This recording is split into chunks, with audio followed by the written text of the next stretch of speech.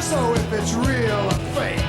Golden Greek, Lion, Goon, Dickoff, El Toro, the Grunt Brothers too. The Wild Samoans got something crazy going. They're gonna be going after you. Wrestling tonight. Everything is bigger than life. Wrestling tonight. All right, ladies and gentlemen, welcome back to Wrestling Tonight. I am your host, Mad Dog Butch. Joining me, as always, the JT Southern to my DJ Peterson. That's awesome. None other than Brace Beemer. Yeah. And joining us tonight, very special guest. Extra special. A couple guys that I have known we've both known for a long time, who do a podcast of their own called Remember When, that we'll talk about a bit. First off, introducing none other than the Scorpion of Doom, Scott Wood. Nice. You there, Scott? Hey, guys. Hey, how are you? Appreciate you having me on. Really excited. Thanks for being here. Yeah, we got a golf clap going in the background. Wait a minute. Hold on. I got a golf clap gimmick. Hold on. Oh, really? Yeah. Nice. Let's Oh, wait. There's no sound. Oops. Never mind. Forget about that. Our gimmick buttons I didn't are have it messed ready. And also the other host of Remember When, none other than Sadistic Steve Fisher. Another golf clap. How's it going, Steve? All right, good. Yeah, I got my hand cupped to my ear, man. I'm about to do the Hogan pose. Nice. Get that golf clap going. That's awesome. Now we'll talk about your podcast a little bit later, but you guys, just to give kind of an overview of what you guys do on there, you do you kind of cover memories from 25, 30 years ago from the Oxford area when we were all in school. And you have done a podcast of your own based on backyard wrestling.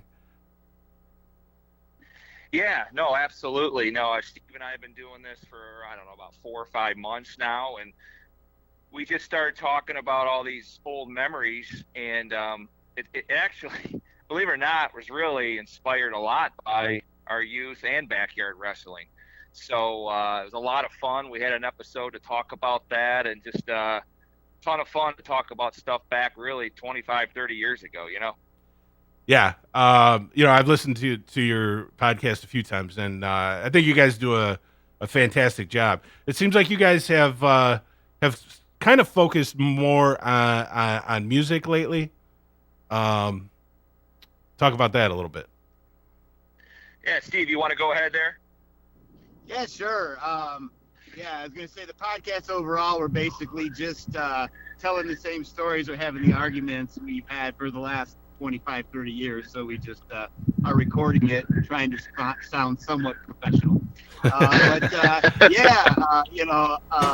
Music was a big part. We didn't intend for it to be a music podcast. It is still not a music podcast. It's just as you described. But music was an important part of it, and of course that's it's always fun to talk about music and do some countdowns and comparisons and argue and contrast. So that's right. It's been a lot of it, and it's been fun reconnecting with lots of different people. Yeah, that's cool. Now I should point out that Steve, you're actually in Portland right now, correct? So because Scott first approached me about this right before I was going to move, and I said, you know what, the timing's just about the worst possible because we're moving 2,500 miles in 3 hours in time zone, and going to be living in temporary housing in an apartment for a while. But eventually it worked out. I did move out here to Portland, and we recorded some weird hours, but we've been able to make it work. Now you guys, actually Portland was like a big wrestling territory at one point. Is that still going on out there? Is there still a lot of anything going on as far as the indie scene out there that you've noticed? It's funny. It's funny you say that. I was just having a conversation today. Portland is as a city is a lot of transplants, from the Midwest and other places, much like me. So, but I was talking with some co-workers, none of which I don't think were from Portland, but somehow wrestling got brought up, and I said I was going to do this podcast today, actually. And I said, well, the first time I knew of Portland was Don Owens' Pacific Northwest Wrestling, and got a bunch of blank stares. But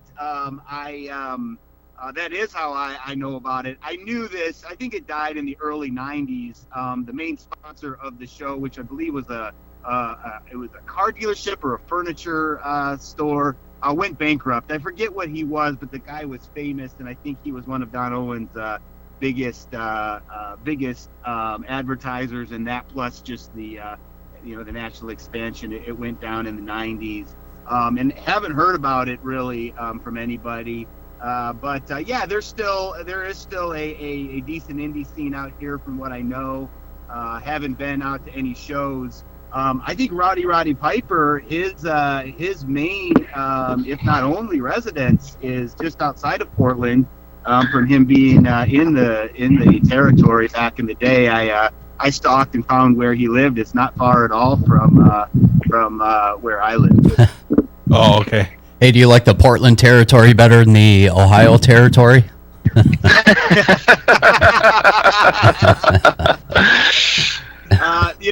There wasn't a huge wrestling scene in Columbus, Ohio, but I will say proudly, one time, Honky Tonk Man was at an indie show, which I didn't go to, but I knew of. But the next morning, I was flying to Nashville, Tennessee, and lo and behold, on Southwest. And lo and behold, when I got on, guess who had the window seat?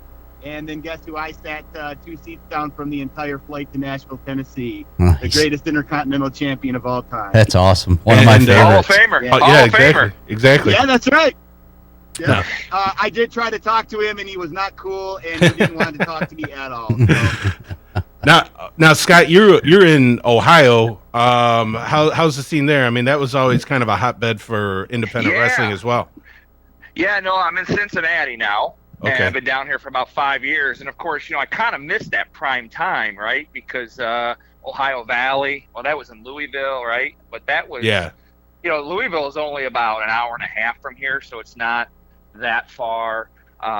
You had Smoky Mountain, which, is not that far from here either. But there was quite a bit of a hotbed, but really back in the, early days, even in the 90s, not so much anymore. But that at one time, I kind of missed that when it was hot, Yeah. Yeah, right. They still do have Ohio Valley down there. I think they just signed an agreement with Impact Wrestling or something like that. I think they ended with TNA, right, and then they just reestablished that, right, with Impact not too long ago, right? I think so, and word came out this week that they are actually trying to establish the first wrestling college, like an accredited college, so you could go there and earn a degree, an actual degree in like the different aspects of professional wrestling. Yeah. Yeah. Wow. Yeah, I thought that was cool. interesting. All right. Now, whenever we have somebody on here, the first question we normally ask is how did you guys get into wrestling in the first place, and if there's any match that kind of stuck out. If you remember, like the point in your life where you kind of got hooked on it, whichever one of you guys wants to go first. Yeah, for me, I was thinking about this. For me, it was because I was kind of a unique situation growing up in Oxford. We kind of had this conversation where I lived on the west side of Oxford. We didn't have cable, so growing up, I missed out on a lot of that. NWA, world class stuff. I just didn't get it. So for me, it was really that WWF early 1980s WrestleMania 1, and that's really where it was. And, I was thinking about this more today as I was kind of thinking about this podcast is, going back to Superstars or Wrestling Challenge on Saturdays and Sundays, that's where you saw your guys because, there was no pay-per-view. you'd get the Coliseum video tapes afterward. I distinctly remember renting those, like WrestleMania 1 at Buddy's house, but never saw anything live. But the marketing genius, really, of McMahon was what exposed me, because I talk about this in some of our other podcasts we've had. I remember being on the bus and kids having trading cards, and you had the lunch boxes, and I even remember, like, I just distinctly remember, it's like a book fair at Clear Lake Elementary, reading a book on WWF, when Hulkamania, beat the Sheik, and it was like the launch of WrestleMania. So for me, it was kind of that marketing, because you didn't get to see him every day. And the other thing that really stuck out to me that was just a treat, because you didn't get to stay up long, was to be able to stay up late and catch a Saturday night's main event. Oh, yeah. It felt like you were just, you couldn't believe it. And even though these matches, usually there was a not a true finish. No one ever went over necessarily. When you saw some of those matches like Honky Tonk Man versus Hogan, or it could be Savage against Greg Valentine, and they might have ended in a count out or a DQ. Those were just great, Yeah. So that's kind of what kind of got me. Now it was a later phase as I got cable and grew up, but that's really my first taste of it, Yeah.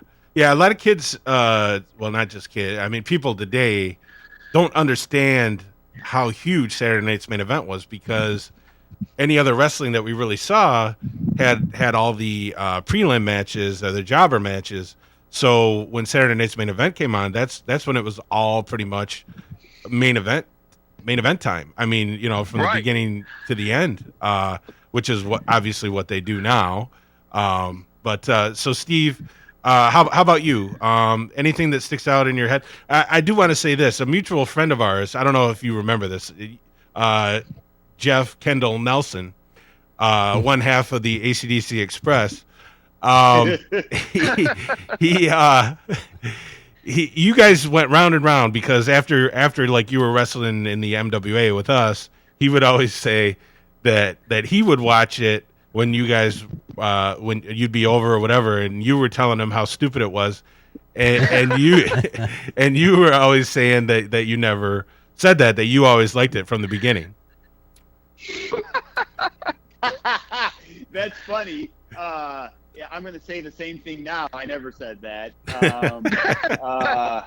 I certainly, that's interesting. I certainly don't remember it, but it doesn't seem impossible, because he had an older brother, Kurt, and so they were both older than me, and we would go over to their house. So like I do remember him like kind of teaching me about music and other things. It was always cool to see some older guys and see what they were into. So yeah, he very well may have had wrestling on, and I guess I'd like to hear the audio recorded proof of this, but perhaps I said that, for me, it would be a little later than when we were hanging out at the Nelson's house. Much like and very similar to some of the things Wood said. But WrestleMania 3 in particular, I didn't go, and I don't know why. I wasn't really big into wrestling, but it was so big nationally, and then of course happening in our backyard, it was big. So seemingly everybody that I know was there, but I was not. I still remember a few friends down the street getting into the van to drive over there and being like real sad, like playing basketball by myself in my driveway. Superstars, Challenge, and syndication. We did have cable, prime time. Started watching that, and like Wood said, with Saturday Night's Main Event. And then one thing that really stands out to me is we didn't have pay-per-view, so couldn't get WrestleMania 4. Later, I learned to take advantage of family and friends that did have it. So we eventually started seeing some of the pay-per-views, but WrestleMania 4 I couldn't see, but that was the first Clash of the Champions for free on TBS. And that whole show, I mean, I remember it like yesterday, almost like a Pistons finals game or a Tigers World Series game, just watching it on my couch by myself in awe. Whatever 3 hours went by in like the blink of an eye. Yeah. And then especially that Flair Sting match because, there were always cool aspects I thought that were cool about WWF at that time. But as far as some presentation and production and different things they were doing, but then that Sting Flair match, like that was real wrestling, right? That was that was the good stuff, and just how that card was put together was exciting, and then started going to more live events, and I was hooked after that. So did you watch the NWA, any of the NWA territories before WWF, or were you hooked on WWF and then picked up the others? Go ahead, Steve. Well, I was gonna. For me, I think the way it went is I watched WWF first, then got into the wrestling magazines, learned about the NWA, and then started watching it. But certainly WWF was first. I think really the magazines were the connector, and going back to Portland wrestling as well. Like that was how you learned about Calgary and Portland and CWA and CWF and World Class. Of course, that was on ESPN. AWA also on ESPN. But those were some of the that was the way I think that I started to get a broader understanding of wrestling. Yeah. How about you, Wood? Yeah. For me, it was reversed because we didn't have cable. Yeah. But I remember going over to like my grandma's house in Lake Orion, and I remember the first time ever seeing World Championship Wrestling, NWA, Saturday night, and it was just like this whole new world opened up to me. I was like, this is awesome. Just with the studio interviews, the Horsemen and Jimmy Garvin, and it was just amazing. And then, but the thing that really just took it off for me, I was at my other grandma's house the summer, and they showed the replay of, and I had never seen it or heard. They show the replay of Chi-Town Rumble. Okay. With Steamboat Flair. Oh, and yeah. It was just, and so it just totally opened up for me. This is like, wow. And Steamboat, of course, I didn't know anything other than WrestleMania 3 and the WWF. I'm like, this guy's a world champion now. You always thought him as kind of that not mid-card, he's an intercontinental. He wasn't a world champion because that's not what the WWF was. They were always a giant territory, right? The big guys held the belts. Yeah. And this guy's a world champion now. And then that just steamrolled the whole funk thing with Flair. That was just like I was now on another planet, and now I had shifted. This is real stuff. And then we finally got cable that summer. And then it was just like finally it was like that summer going in. I think our freshman year we had cable, and then I was hooked into the Clash of Champions and everything. By that time, it was probably the New York Knockout. It was the I Quit match with Flair and Funk. But then it was like this whole new world opened up. And then middle school, you got the the magazines and everything started to get into that. And that's kind of how you learned about people, right? Because you didn't know who Lawler was, or you had to read them through the magazines, or like you guys mentioned, Portland, right? Mm-hmm. Steve Kern, right? Who is this guy? So that's what kind of it opened up those whole new chapters for me. Yeah. So, like in the early days, who would you say your favorite wrestlers were? Either one. Go ahead. Well, Ric Flair was, I would say for a long time when you would ask me, I would say he was my favorite. He was the cool one, right? He was the cool one to like. I'm trying to think of some musical comparison, right? Certainly for after you were into wrestling, it wasn't cool to like Hogan or a lot of those WWF baby faces. Right. So, once you got out of the pajamas, right? Yeah. Yeah, then you had to like Piper. And I did, despite not going to WrestleMania 3, I did have Hogan Piper pajamas. Flair was a huge one for me. Barry Windham was a huge one for me. The Horsemen through their different iterations were always so cool.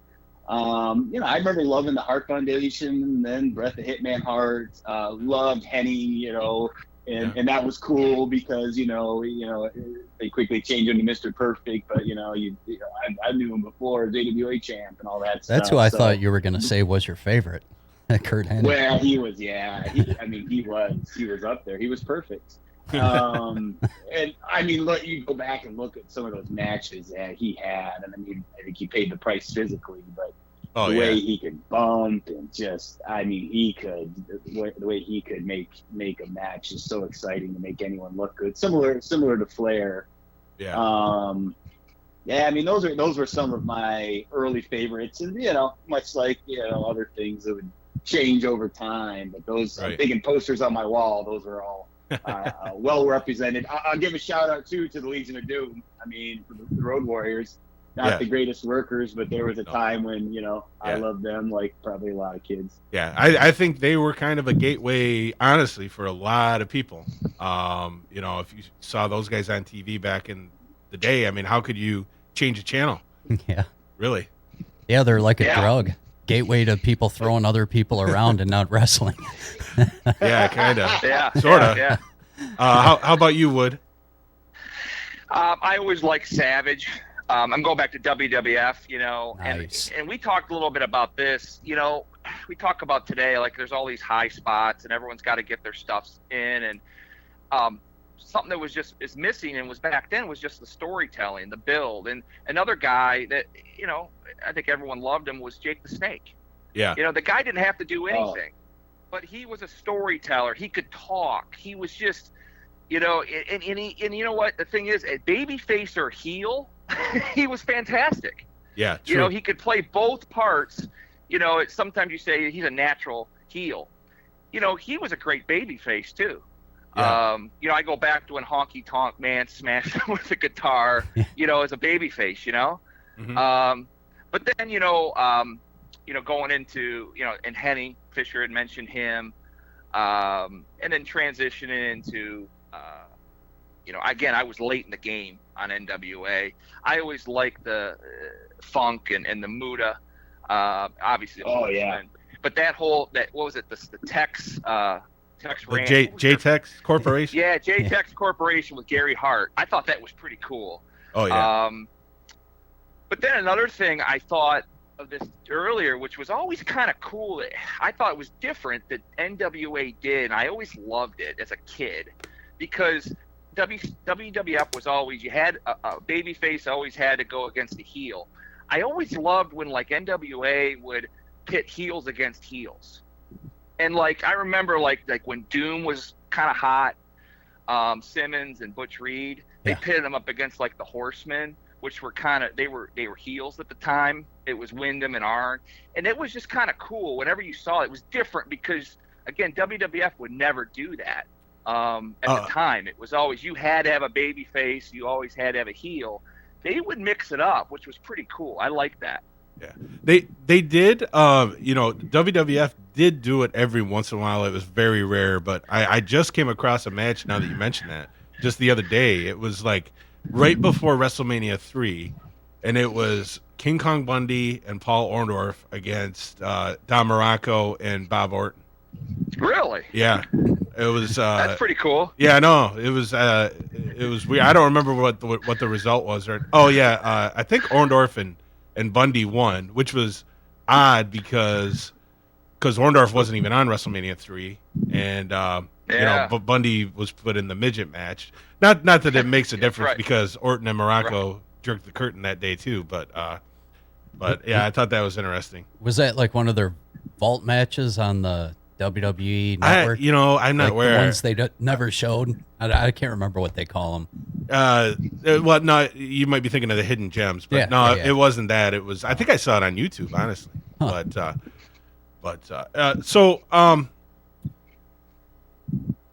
So let's get into the backyard wrestling aspect of it. You're all. Now we've talked about our league a little bit, the Michigan Wrestling Alliance. Now Fisher, you first kind of became involved with us. You were a referee, I think, at first, or actually, I think you were a manager at first of Bob the Bullet Downing, maybe, and then you kind of became the referee for a while. How did you even find out about us? And Gene, maybe you can help fill in some of the blanks here.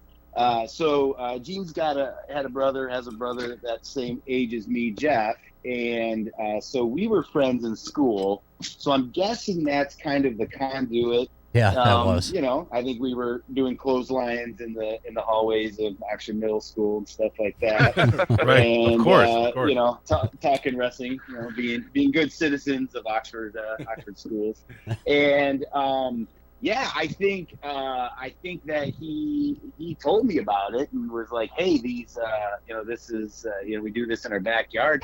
I don't think that I'd seen it, and then maybe one time I was over your house and he showed me a video, but I think the video, at least some of it, was inside your house. Yeah. And then maybe some was outside, and I don't know, maybe that was winter, and then it was like, well, once it gets warm again, we're going to start doing this, and so that's how I remember. And I mean, I was hooked, man. I immediately thought it was cool, and I'm sure we'll get into some of this, but we then, so many of those ideas were so creative. I'd love to pick your brain a little bit, Gene, how you came up with concepts like the belts and the music and even the ring itself. But I think that's how I first got involved. I don't know if you have any more details than that, Gene. No, really, that's about it. I mean, you started out really as a referee, and you eventually did some commentating before you started wrestling. So you kind of cut your teeth old school. Had to work his way up. Yeah, had to work his way up the ladder. Yeah, really. Yeah, nobody pulled me in the bathroom and raided my forehead with sandpaper or anything that I remember. So luckily, I wasn't down in the mid-Atlantic in the 70s or whatever. But we were a little rough, but not brutal. So you did that with us for a little bit, and then you, from what I remember, you kind of disappeared from us a little bit, and then I think Brace told me that you had started your own league. So how did that come about? Yours was the Michigan Wrestling Federation. Is that correct? Yeah. So here's how. We had a world tournament and a U.S. title tournament, and you guys contributed very important back in the late 80s. Your video equipment, so that was camera and the the recorder and everything. So, and then also some wrestlers. So some of your wrestlers, and I don't know why exactly. I think we just talked about it. We're like, hey, let's start another league. I don't know. And then so you guys did that for a couple, those two cards. I think those were the first year we started. I think those were the only two we had that summer. And then Wood, you might be able to fill in some of the blanks here, because then I think it was that winter we started like wrestling. You guys were no longer involved. We started wrestling in the basement, getting ready for the next spring once the weather turned again. But yeah, you were real instrumental in helping us keep going, helping build up the ring. I did the work that you guys explained to me, the measurements and so forth. So that's how I remember it. Yeah. Hey, Steve, before you keep going, you guys started wrestling with us before you opened up the MWF. Yeah, okay. Yeah, you guys did have some matches with us before that. Okay. Yeah. That's what I thought. Yeah. Yeah. I don't remember what character I was or whatever, but Sadistic Steve Fisher. I was. So oh, the Mighty Epimetheus was another one. That was later. That was later though. Yeah. So Scott, how did you kind of get recruited into this? Well, I'll tell you a funny story. I was just kind of hanging out. Steve and I talked a little bit. I was kind of quiet in junior high, but I was a wrestling fan, and the only way I got in, I had a video camera. Right. So once Fisher found out I had a video camera, he's like, "Hey, we're good to go. You want to wrestle?" No. Hey, let me tell you another quick story that predated this. So Wood and I, we were friends back in Clear Lake in elementary school. Clear Lake rules. I went to a Lutheran school for 3 years, came back to middle school, and I said, And then, I didn't know a lot of people, so we got to be friends. And then I was like, hey, man, I had a class with him right before lunch, and I said, let's share locker combinations so we can get a good spot in line. One person go wait in line, one person put the books in the lockers, and he's like, no, I can't share my locker combination. So then, he's like, I'm not hanging out with this guy. Yeah. So we kind of, we didn't really hang out for a couple of years in middle school, and then it gets to, hey, I need a video camera, and you were our paper boy, right? Yeah. For like 3 years, man. I delivered. I had your subdivision as part of my route. I lived about a mile from you, and he thought, I did. Hey, you got a camera? I don't even know how you knew I had a camera, but it worked out. And the next thing you know, I'm in your basement, and it took off from there, really. Because Wood, I don't think you were there in the tournaments that we were in. No, I wasn't. Okay. Nope. All right. Nope, I was not. Nope. Hell, when I delivered papers, I wish I got wrestling out of it. I didn't get anything. You don't always have kids doing that back in the day. No, there's no newspapers anymore, hardly. Yeah. Right. Now, were you guys aware? I mean, I've talked about this before, but we were not aware that anybody else was doing this, doing the backyard wrestling until a little bit later on. I mean, obviously you knew about us, but did you guys kind of like look at us as like the only ones that were doing it before you guys, or were you aware of anybody else doing it at the time? Yeah, no. you guys were the only ones. I met some people in the Detroit area later on, but you guys are the only ones that we knew. Well, what amazes me, really, I mean, and it's like and this is the truth, going back to podcasts a little bit, when we decided to talk about doing this podcast, I said one of the things we got to talk about is backyard wrestling, because and your guys is pioneering of this, because think about it, as 14, 15, 16-year-old kids, 17-year-old kids, whatever, for you guys to come up with this stuff, it's really groundbreaking, and not really know what was going on around you. I know we're on this show, but it's really interesting to me to say, how did you guys come up with this stuff? Because we really just took from what you guys were doing and did our own thing, but you guys are really the pioneers. Which, in a town of Oxford, where no one knows what anyone's doing outside of a 5-mile radius, it's pretty cool, It's pretty cool. Yeah. I mean, the word gets used a lot nowadays, but it was all just kind of like an organic process, really. I mean, I mean, Brace could probably explain the beginnings of it as far as we go a little bit better than me, because I just kind of rode the coattails eventually. Well, we started probably in earnest as far as being a little more organized, probably like late 84, middle 84, probably. Wow. Yeah, and we at the time we were just imitating, whoever was on television that may have looked like us, or whoever was our favorite. So we did a bunch of cards that way. It just kind of snowballed from there. So like, how many? I mean, the one thing, I mean, we did it too, was you had more than one character because maybe you didn't have enough wrestlers to fill the card. So, how many different characters did you guys portray back then? Each of us, or as a whole? Yeah, each of you. I'd say I probably had 5 or 6, right? Nice. Yeah, I was gonna say half a dozen. Yeah. I mean, you had we had our A-listers. we each had one of those, and then we each probably had a couple mid-card guys, and I think we're both involved with probably a couple tag teams, because we had to make up tag teams. You have a tag team division, and I would say 5 or 6. And we even had a couple jobbers. We were talking about, actually texting back and forth about that today.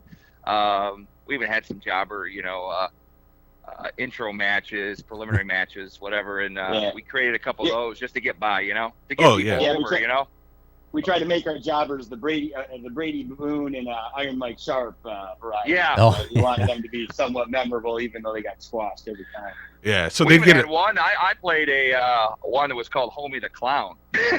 In living color. Oh yeah.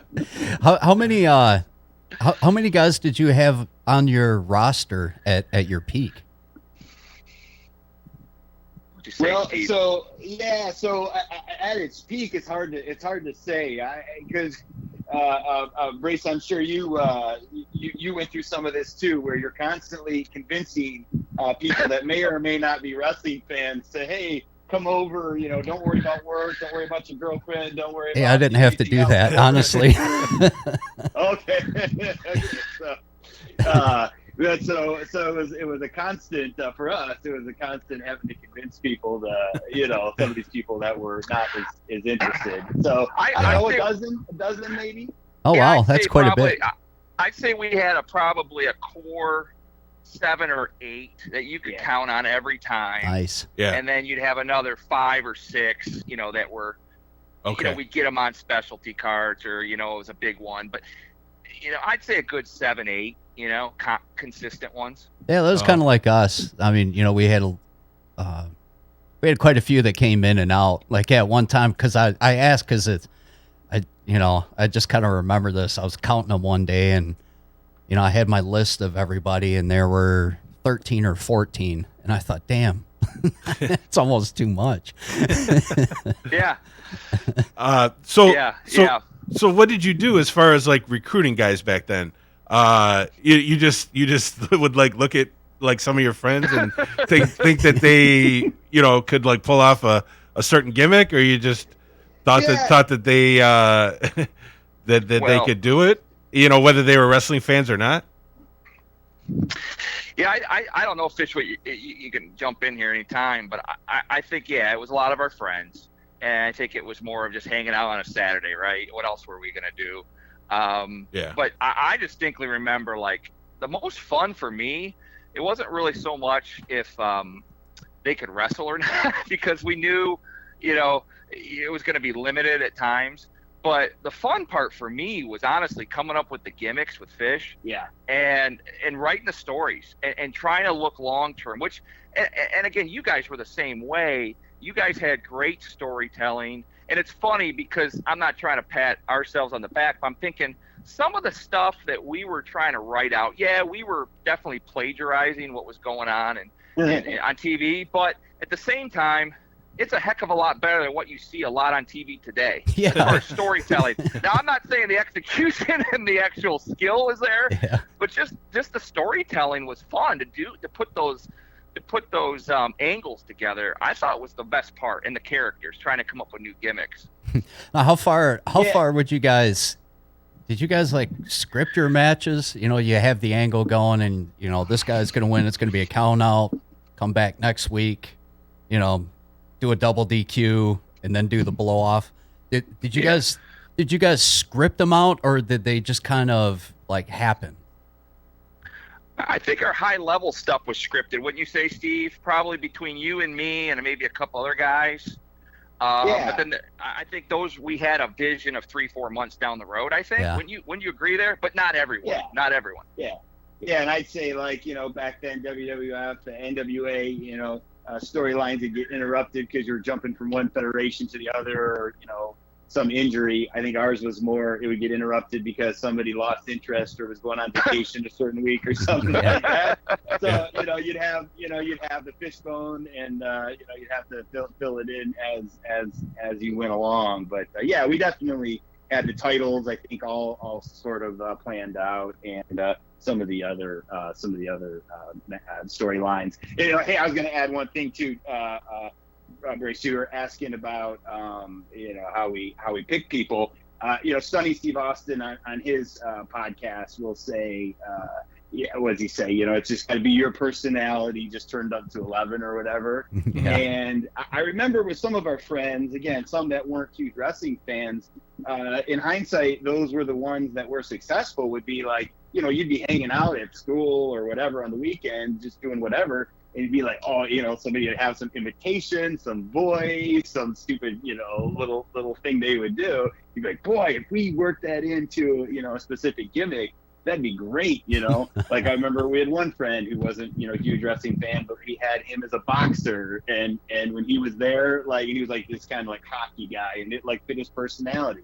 I had a cousin that would come in sometimes. He'd always be dressed up. We called him the fashion plate because, that was about as far as we got with his gimmick. But it at least gave him something that he's like, oh, I like, I'm into fashion. So that was something that he could connect with. So I think that was something else we were always trying to do. Some guys we would cycle through gimmicks, not unlike, the bigs, right? Trying to find that right match. Yeah. And when you find that, it'd be gold. It was easy. It was easy to set up the matches and the storylines if that was all in place. Unfortunately, it was just the constant figure. It was constantly work to figure that out. That's actually one thing that I wanted to ask you about, because at one point, like when we, kind of did the tournament and all that, you guys, I mean, you had gimmicks, but it was not really like over the top gimmicks. And then the next time I saw you guys, and it might have been a little while, you guys kind of were doing like a little bit more like WWF style early 90s type gimmicks. What made you guys decide to kind of do that transition? Yeah, that's a great question. I think we like the characters of the WWF, like Steve said, to maybe try to give this person a certain, character. But I think our storylines were probably more NWA, as far as the blood, the more violence, the chairs, maybe a cage match, Chicago street fights, more of the NWA storylines, loser leave town, stuff like that. But more of the character of trying to create maybe more of a, like I said, more of a character, I guess. More of that WWF. Would you agree with that, Steve, or am I off there? Yeah, no, I think that's good. I mean, we had a Big Boss Man ripoff for sure. Yep. Well, I'll tell you the one that sticks out of my head is Tugboat Thebo. Yes. And he figured that out, man. And you really think about it. I think about one of the stupidest name. We call him the Titanic, Todd Thebo. Oh, okay. What ultimately happened to the Titanic? Right. Yeah. I mean, what a stupid name, Yes, you saw through that. Well, he went on to be the tugboat went on to be the Shockmaster, so it's pretty much the same deal. Right. It warms my heart to hear you guys say that you kind of fashioned yourself more after the NWA product than the WWF at the time. That's great. Because that's what we were anti-WWF to the core. Yeah, I remember that. Yeah. Oh, absolutely. All right, now as far as gear goes, starting out, we didn't have, probably all of us. You kind of just buy shorts. I mean, luckily, it's not like it is today where you can go online and buy an actual. Right. You can buy wrestling boots, wrestling masks, whatever you want. So I remember like a little bit later, Fish, you had like some cool singlets, and I think if I'm remembering right, your mom designed them for you or created them for you. Is that the case? Yeah, I'll mention three parts of my gear. One that I remember distinctly, like you said, that we didn't have internet. It was hard to find these places. I was at the Frankenmuth did it have like a factory outlet mall? I think it was in Frankenmuth. Anywhere, it was somewhere in Michigan. And I found I was like a size 10, but I found size 9 pony boxing boots. I remember those. I remember those. Yeah. So that was like a find, and I had to squeeze my size 10 feet into them. So is that why you always fell over? No, I'm just kidding. No, that was just lack of coordination. Yeah, he didn't fall over, folks. I'm just kidding with him. He was an athlete, both of them. I was an athlete. I remember getting a blue singlet at the aerobics part of the Lake Orion Kmart, because I distinctly remember that because I had found it, but I was too embarrassed to ask for my size, so I made my mom come with me and pretend like we were buying it for a sister, even though I'm a child. And then I did graduate to, you're exactly right, and I blatantly ripped off Steiner Brothers singlets with the half and half. Yeah, that was cool.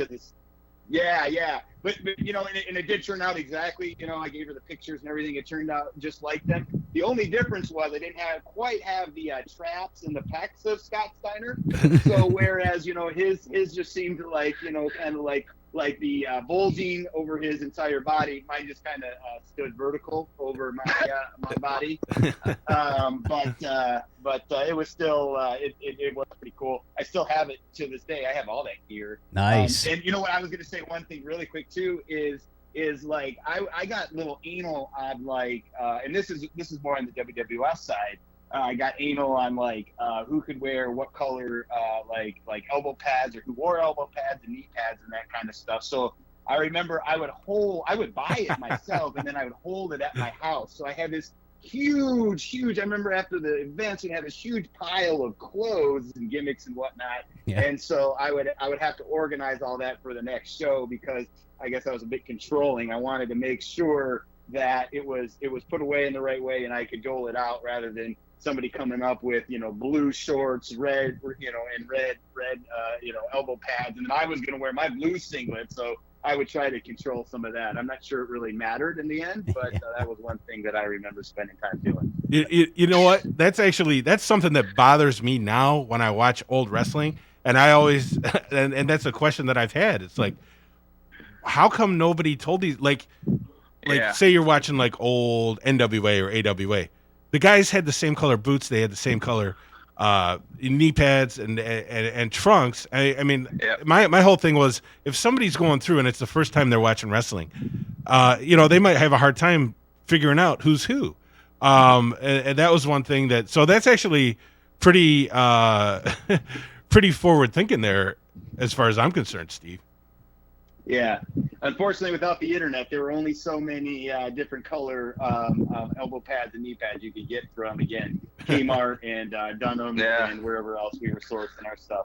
Yeah, they're pretty much all your primary colors, you know, plus a couple. I still got I probably got 10 sets of knee pads. As a matter left of over. fact, I brought nice. my ring, I dug out some of my gear. I'm showing it on camera right now.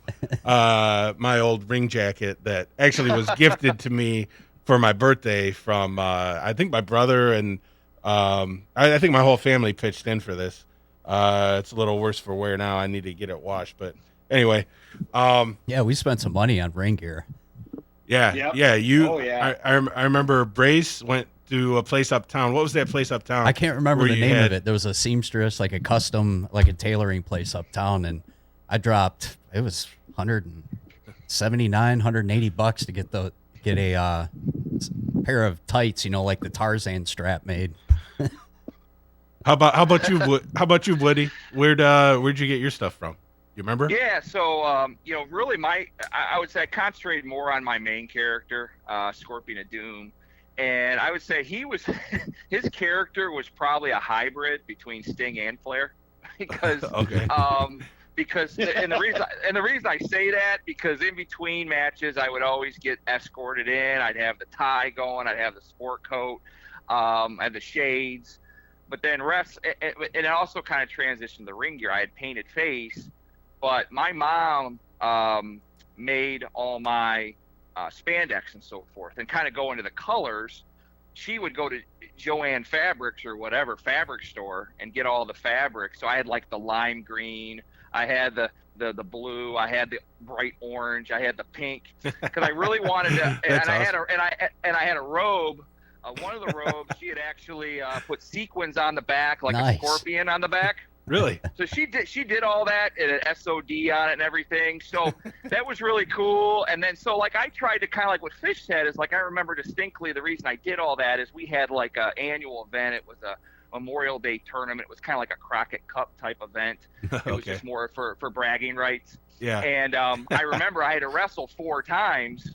Well, every time I came out in different colored tights and a different robe. Jeez. Oh, that's awesome. And different face paint, you know. So I wanted to kind of paint that image. So yeah, my mom did a lot of that. Everything else I probably didn't spend as much time with, but that character I spent a lot of time. And it kind of made me think about ring entrance too.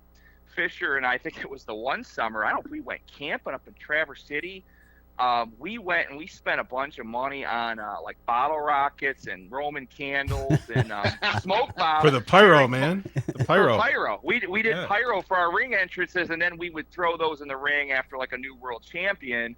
We'd have the bottle rockets or the Roman candles, all ready to go.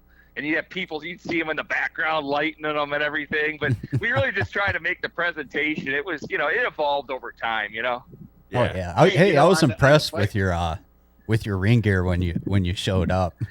Thanks. I thought it was great. Because normally when we'd get somebody coming in, they, generally haven't built their ring gear up, and then you're kind of just like a drag and drop. It's like you came out of a like a bubble wrap toy and you just dropped in there. Yeah, we had a lot of guys just wearing the old like colored shorts with the white trim around them. Yeah.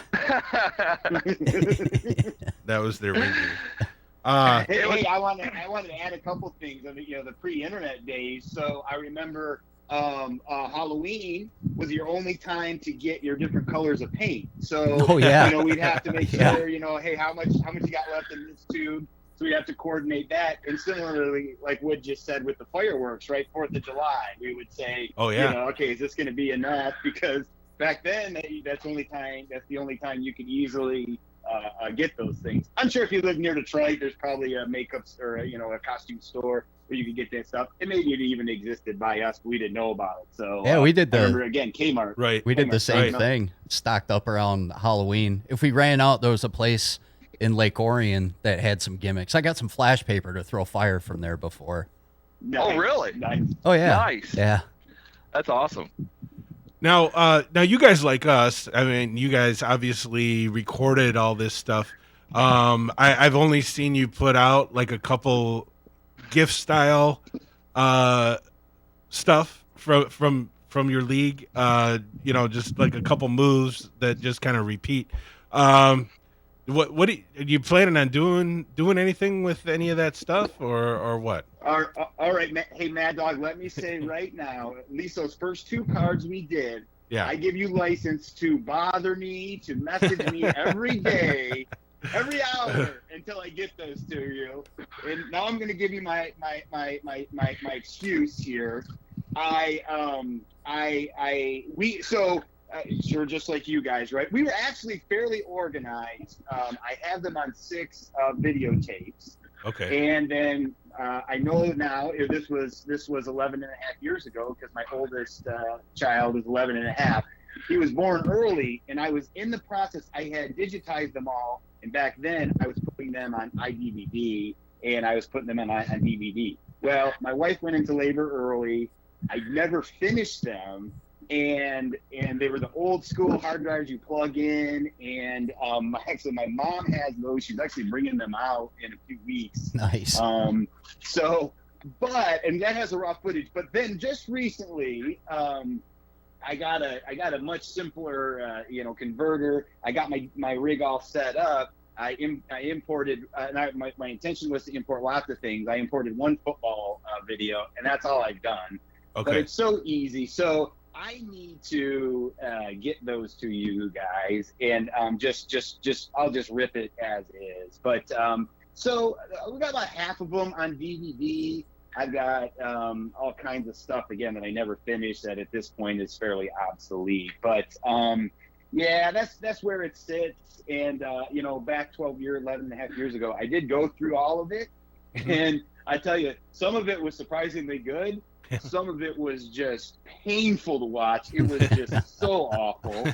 And then now as you're older, some of the things that were the most entertaining were things that were never intended to be entertaining, but it's just funny to see people's the different little personality quirks or whatever that kind of come out know in when you're playing the character. So those were some of the things that you mentioned, Mad Dog, that I kind of just threw out there. YouTube was so early when I was doing that.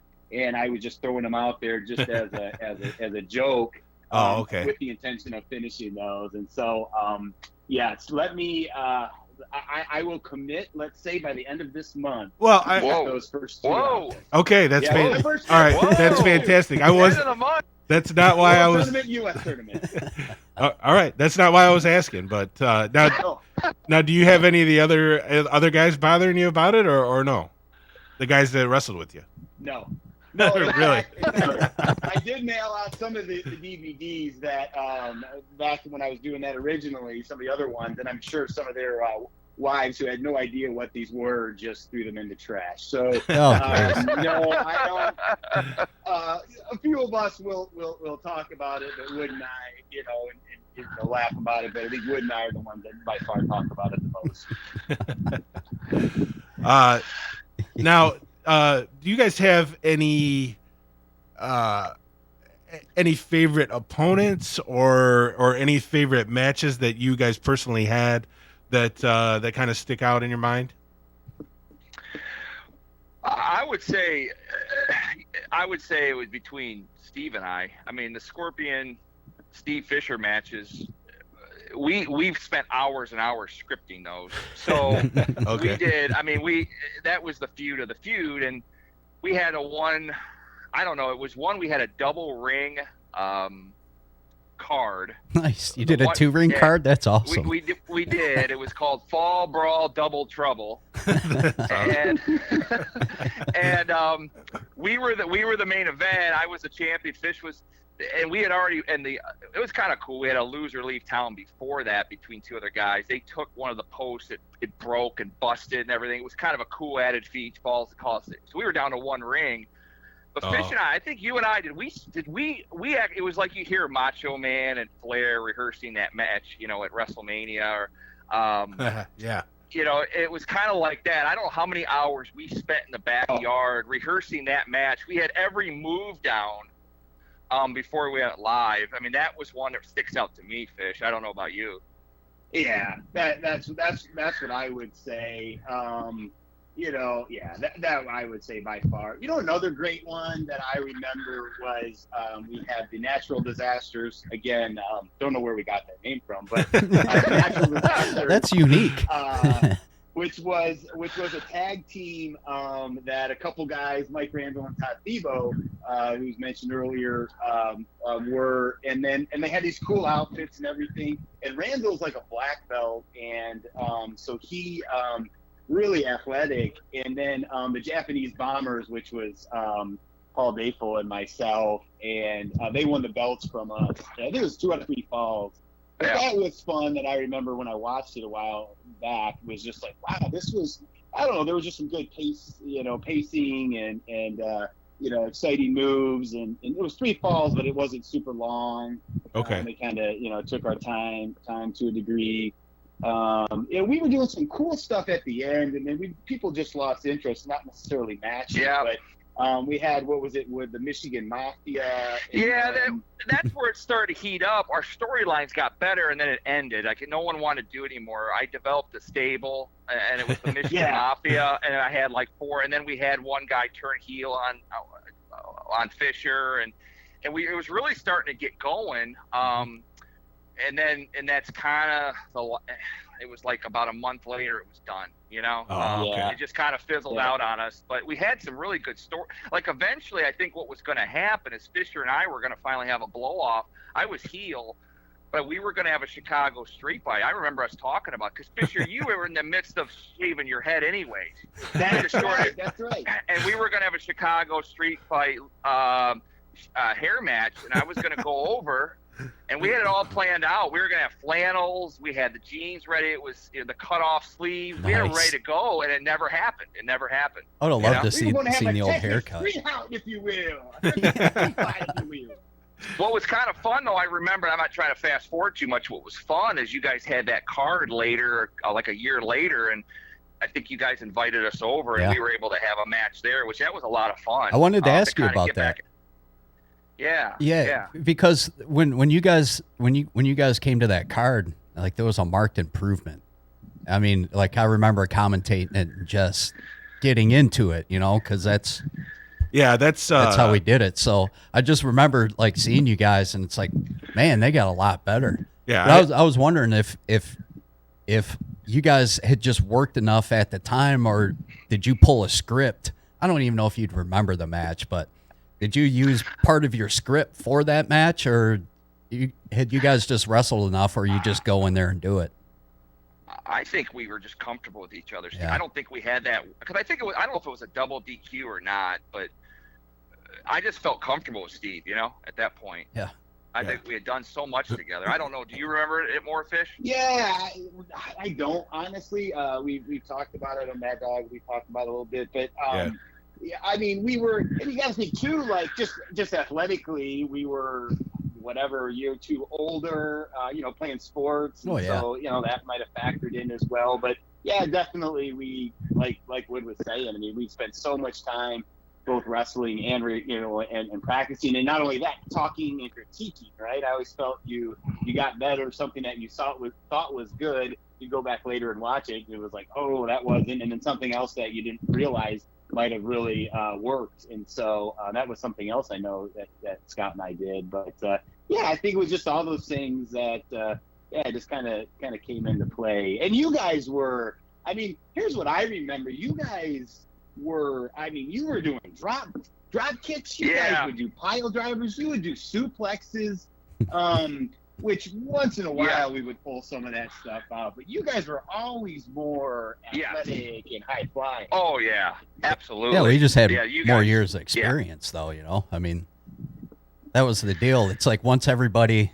Yeah, because I mean, we should point this out. You guys were a few years younger than us. Also, yeah. I mean, you guys are being a little bit self-deprecating, but really, if you have seen a lot of the other backyards, not us or you guys, but even your guys' earlier stuff, if you see some of the backyard stuff that's out there, it wasn't bad. I mean, really, I think that we were all kind of head and shoulders above some of the other stuff. Like I mentioned this to you before. Yeah, I don't know if any of you have ever got a chance to see that. I think it's called NWF Kids Wrestling. I don't remember what state they were in, but they actually predated us a little bit, and they had their own studio, and they'd put on these big cards at the high school, and the wrestling was just god awful. And really, like, a lot of the stuff out there is just bad. I mean, granted, we weren't doing a lot of the stuff that they're doing now. I mean, backyard has kind of become synonymous with stunts and the hardcore and what's lights. Yeah, and obviously we weren't doing stuff like that. I mean, we were pretty safe. But I mean, have you guys seen a lot of like other backyard stuff or no? I haven't really studied it that closely. No, but I know, it's funny. It's just, to me, it was kind of after all this stuff that we quit, and, during the Attitude Era and all that, you start hearing about all this stuff. And it was like, are you kidding me? It was like you said, I didn't realize at the time, and I didn't really go back, like you said, did I watch it? No. I didn't realize all this stuff was actually going on. That's what, again, giving you guys a ton of credit for what was going on at that time. It's pretty impressive. I mean, that's pioneer, because there was no internet, there was no communication like it is today. You guys just did this stuff. Yeah, we went off you guys, but this stuff was going around, and like you said, it wasn't very good. It's pretty impressive. It really, I mean, I say that's why. Again, I'm saying all of us, including you guys, is. Yeah. I mean, I think we were just way ahead of our time. Not to toot our own horn, but beep. But we were just, I mean, comparatively, from other stuff that I've seen, I think we were like way ahead of the curve. Hell, we were better than Bruiser Bedlam. I mean, you guys too. Well, yeah, and I would go back to storytelling a little bit. It was I talked to Fish about this before. I think we've talked too. Is the storytelling and the build. I think as kids, we got it. Like, I remember distinctively one time, Fisher wasn't there. He was furious. and we set up a card. He was out of town, and we set up a card on our own. Was it in Fisher's yard? Jason Filan had a ring out at his house, Oh. And we went out and did it, and we did it out there while he was on vacation. He was furious. But anyways, the whole premise, he was like Vince McMahon. But the whole premise was I was champion. I was a heel, and we had this new character. It was a wild Samoan, and I wanted to get him over, and we did an 8-man tag main event, and I let him pin me. Okay. And it was like a newcomer, but it was kind of that psychology. I just remember like watching NWA where Flair would do that, right? Flair was a champ, but he would get beat in those tag matches. But it was just stuff like that to get other people over. I think it was weird at 14, 15, 16 years old, like I said, to understand kind of the storytelling. That was always the fun part. That to me was that was fun, you know? Yeah. Yeah. I mean, that's one thing looking back that kind of amazes me now that like pretty much everything's exposed and you hear about, you know, whether it be shoot interviews or other people's podcasts, and you pretty much know everything that went on behind the scenes for the most part. That's one thing that always kind of amazed me is like, we were doing the same stuff. We didn't know it, but all the same kind of stuff was going on behind the scenes. The deals that were made, to bring people in, or even like the combination of our leagues and then ICP's league, the NAW at the time, just the whole thing, and then ultimately that all kind of falling apart. It's just like that's exactly what happens whenever the big leagues try to have joint cards as well. Yeah, exactly. Yeah, Super Clash. Yeah. Yeah. Yep. Exactly. Yeah. To further, add on to what Mad Dog said over here, there's still times where, because when we got out and started working with other promotions, working with all the different groups, you see things that it's like, man, we did this better than they do now as far as like organizing or whatnot. And then you see things on TV, like, in the 90s and early 2000s that we were doing like in the late 80s that just hadn't like percolated up the food chain yet. So it's pretty cool because I every once in a while I'll think of something and like, oh man, yeah, we were the first to do that. We did that 20 years before they That's pretty cool. Yeah, for sure. Now, that's awesome. Now, I should mention, I mean, a couple of people have kind of moved on that wrestled with us. One of the only ones that stick out of my head that actually moved on to wrestling, well, a couple of them, they were kind of together, was John Pee Wee Moore, who ended up being a referee in ECW and all around, and Steve Nixon, who ended up going to, I believe, Al Snow's school and wrestled on the independent scene for a while. But you brought him over to the MWA, and he wrestled with us once or twice. How did you get involved with him? And they had their own league? Is that correct? Yeah. So they were out of Troy, and Troy, Michigan, and Coach Kurt, he was a promoter. He had a wrestling line and so forth. He was doing a local TV taping on John R. right by the Oakland Mall at some point, probably like my junior year of high school. And I met them there. They were just fans sitting in the seats. But we got talking afterward, and yeah, they said they had this wrestling league that was in their basement. I know I wrestled there once. I don't know if I wrestled there more than that. I don't think I did. But we would see each other at shows. And then around that time, I was going with some other friends to shows down in Lima, Ohio, and Wapakoneta, Ohio. And what it was indie shows put on by Al Snow. This was before he came to WWE or anything. Right. And so I learned Al Snow had a school, and those two guys, I think they were a year ahead of me in high school, and I know they were. Okay. And so Steve was training to be a wrestler. John was training to be a ref. And in fact, I begged my mom to let me go to Al Snow's school, but she told me she'd pay for it if I got a bachelor's degree. So So she got me there. I didn't, this is where I was supposed to, betray everything and move down there with, my belongings in a pillowcase or whatever. But that's not how. But you were too smart for that.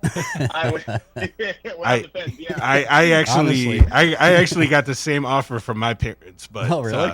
Yeah. But I was like, man, once, because I bothered them, and finally they were like, yeah. And then once they said yeah, then I was kind of like, well, what if I don't like it, and I don't want to waste their money, so I didn't. But and I'm 5'10", back then that I always knew that would be a limitation.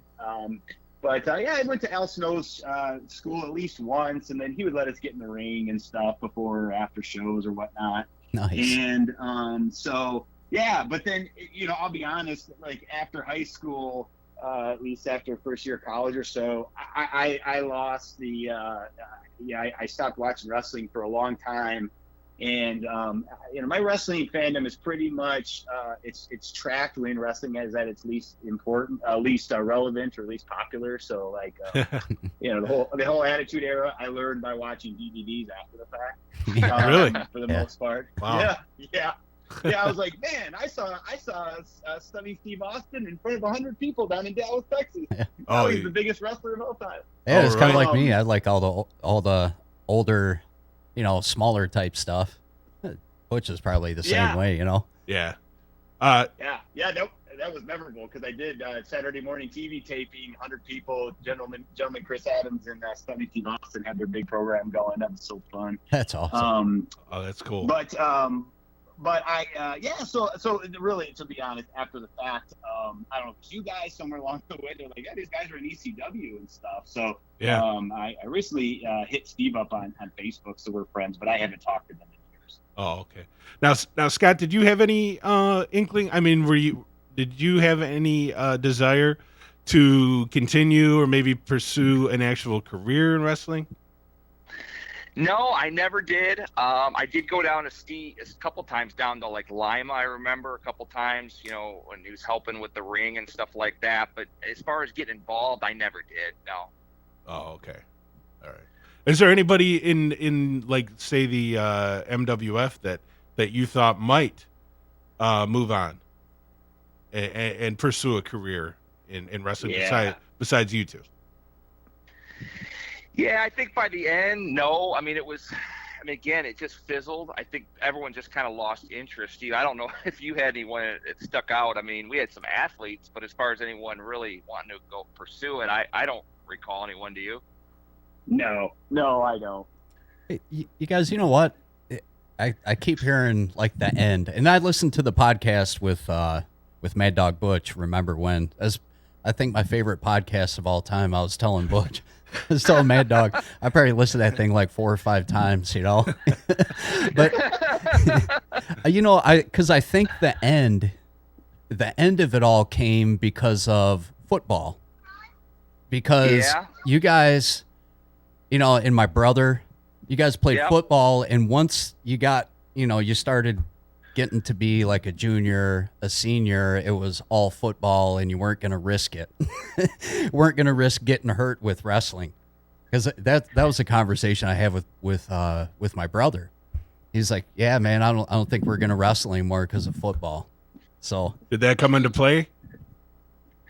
Yeah, that's a good point, Fisher. I don't know. I mean, I didn't play, but I know a lot of the guys did. And I know when we hung it up, it was really going into our junior year. It was right before our junior year when we hung it up. Do you think that played a factor, Steve? Yeah, for sure. I mean, it's funny because our coach, of the Oxford football coach to this day, Coach Bud Rowley, he loved that. In fact, when I've seen him, he still talks about it. He knew that we would do this backyard wrestling, and like one time he had me dress up as Ultimate Warrior, and we put Ultimate Warrior on the ring and in the gym and ran into the ring. We had a battle royal.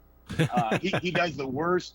Macho Man is probably the easiest wrestler to imitate, and he does the worst imitation I've ever seen of Macho Man. He should have did Roddy Piper, because in his younger years, at least when we had him, he looked like looked and acted like Roddy Piper big time. Well, Yeah, I see that. I see that. one other funny thing. story about sports. Oh, go ahead. I was gonna say I got a funny story about sports, but go ahead. Okay, I'll just finish with football really quick. Is yeah, a lot of things just like you're saying, Brace, it with your brother. Like a lot of things would have to go on hold because that was just important. Football was so important, and of course, 2-a-days started in mid-August, and hey, if it paid off, we won the state championship. oh yeah, hell year. yeah, that was great. I was there. And for us, yeah, the junior year was, we were really paying our dues, and I feel like, that was a huge investment to be able to do well our senior year. So yeah, I think that's definitely a part of it. That and driver's licenses too. I think that was part of it. I remember toward the end for us guys would like, well, I'll come. Oh, we're not starting yet. Let me go. Go to Arvin Dix and grab something. And I don't know. It was just harder to keep everyone together.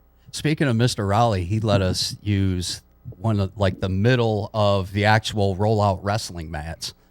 Oh wow! Yeah, Wow. for one of the spring battles. Yeah, a bunch of my brother's that's buddies awesome. showed up with it. So Yeah, That's awesome. yeah, it was cool. yeah. I think that was That's awesome. That was before we ended up getting the other mats Right. that we had that you guys probably wrestled on with us. But yeah, that kind of helped out. That was like one of our big shows, one of our spring battle shows, and I don't remember the whole deal there. But I think it was Lee Fregoso because he was living with them. Him and I talked, and he was like, hey, I'll just get you guys a mat. I'm like, all right, cool. Yeah, because it was him and my a bunch of other Go guys ahead. showed up. Go ahead, Steve. I was just going to say our next door neighbors had. One other thing I'll add to here real quick. But our next door neighbors had a dance studio, and she let us borrow some of her mats a few times. And one other thing too. I don't know if you guys did this, but we ended up where we had ultimately we had four different actual outside places where we wrestled. So that made it kind of cool. Once was in one of our friends' barns, Nice. and because it was cold outside. Halloween Havoc. We didn't take that name from anywhere. It was inside a barn. Oh, that'd be a cool setup. As a matter of fact, one of the guy who it was Debo had the barn, and his character, he was the gunslinger. He was an old West guy. He actually came to the ring on one of his horses.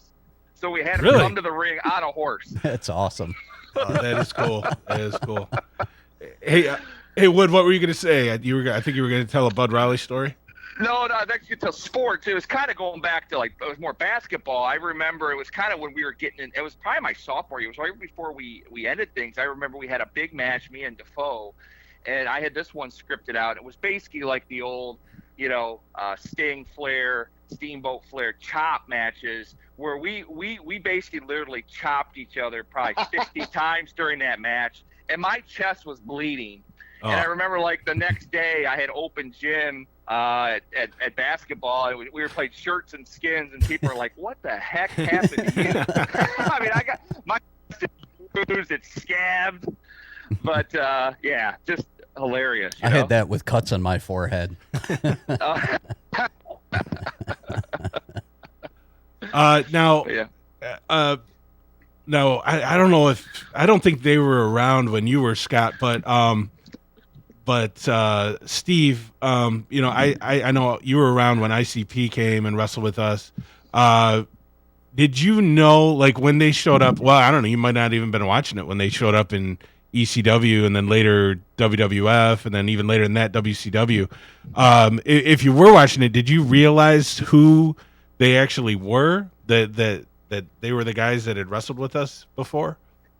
No, I'll tell you specifically. I know when I put the two and two together was I saw Brace's brother Jeff at a party, and we were talking about he went by his real name back then. It doesn't come to mind right now, but he says, "Hey, Joe Bruce," right? He says, Joe Bruce is an ICP. And I'm like, huh? And he's like, Joe Bruce is an ICP. And I'm like, Insane Clown Posse? And he's like, yeah. And no, so I didn't know they were in wrestling. Total double take. But no, but I remember him. In fact, that Coach Kurt show I mentioned, I remember him wrestling as Corporal Daryl Daniels on that. I think I said something to him like after the show or something, like I used to wrestle, with you guys in Oxford, blah blah blah. I don't know that he remembered me, but yeah, it's pretty cool. It's pretty cool. I definitely I remember it back then.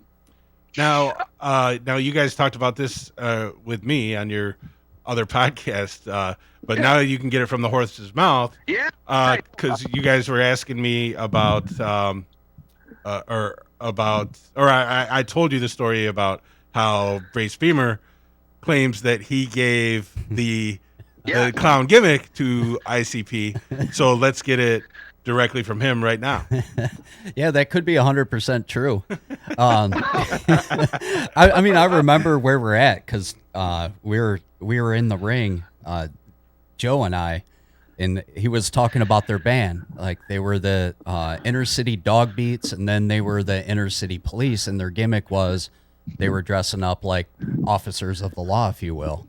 And so I said, well, you're just biting off a big boss man. Because we had something, I'd say he was biting off of some gimmick, and then he would say, I'm biting off another one. Oh, yeah. I remember those guys used to accuse everyone of biting off everything back then, but those guys were doing the same thing. Yeah.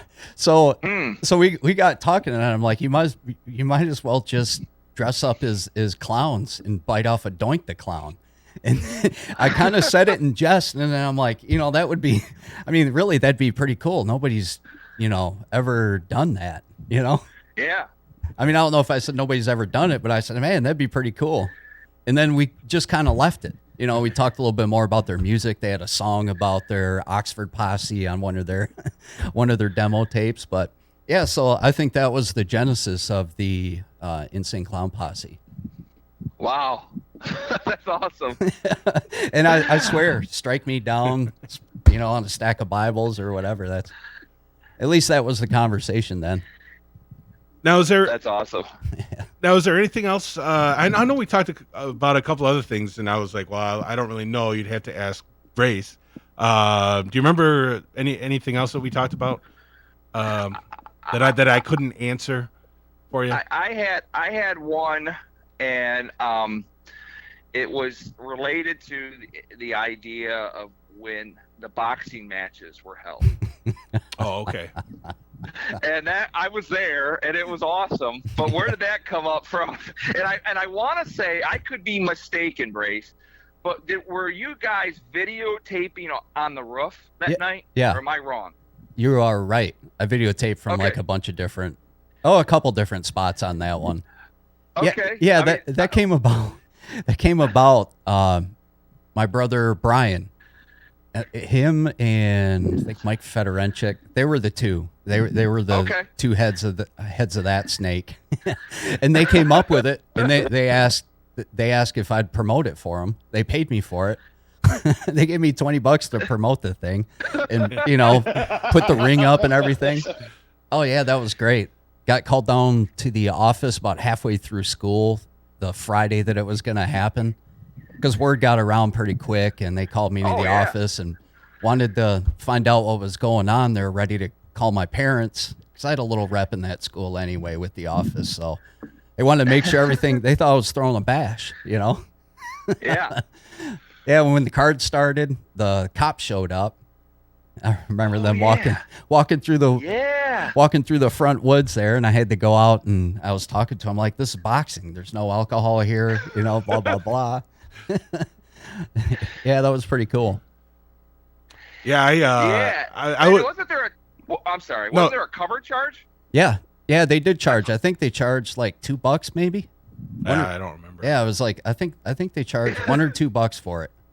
Yeah, I was kind of hoping. I think I was the champion of the MWA at the time, so I was kind of hoping to promote us somehow in the main event, but it didn't end up happening.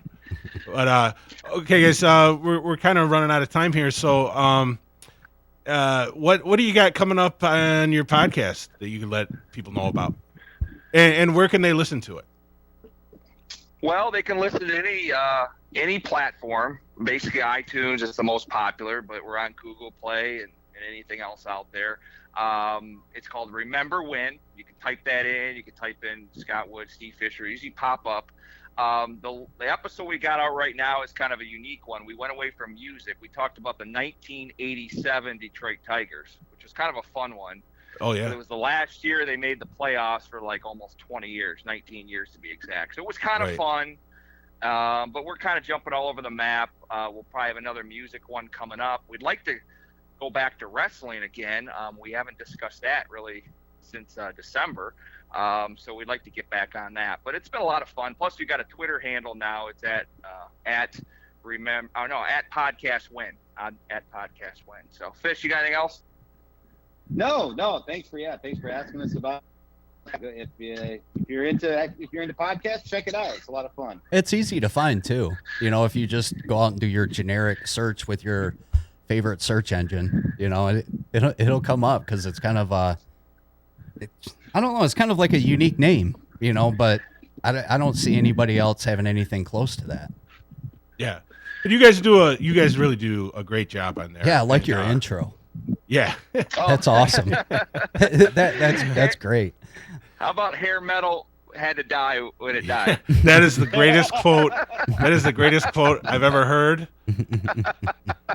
Any quick parting words, guys? And thanks a lot for coming on here. Yeah, it was great having you guys on. No, we appreciate it. I just can't thank you enough. You guys do a great job too. I've been listening to and watching, which is great. The live stream's great. You guys have come up with some great themes.